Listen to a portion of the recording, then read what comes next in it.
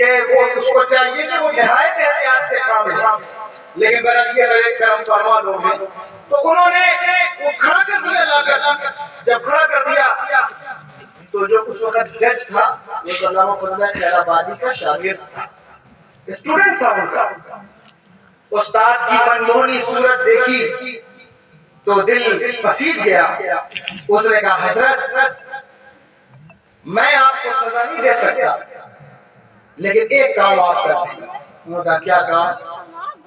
کہا یہ جو فتویٰ آپ نے دیا ہے، یہ جو دستخط آپ نے کیے، اس پر یہ کہہ دیں کہ یہ دستخط میری نہیں، یا میں وہ فضل حق نہیں جس نے یہ فتویٰ شائع کیا ہے، بس میں آپ کو بچا لوں گا.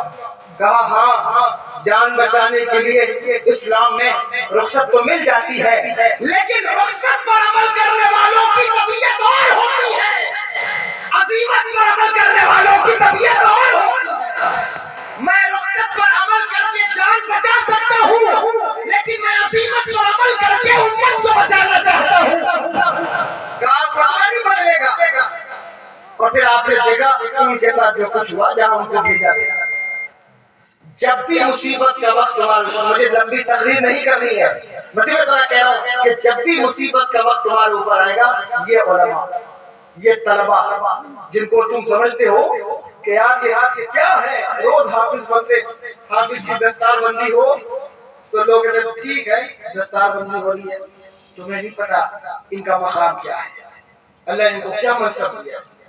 پچھلی امت کی میں کسی کو یہ حق نہیں تھا کہ وہ آسمانی کتابوں کو یاد کر سکے. یہ اس امت پر کرم ہے کہ ان کی اناجیل کی کتابیں ہمارے سیروں میں موجود ہیں. بڑی عظمت ہے کہ علماء کی اور حفاظ. ایسا نہیں کہ حافظوں کی آپ عزت نہ کریں، عالم ہے تو عزت کریں. حافظ جی ہیں، پوچھو یہ علماء سے.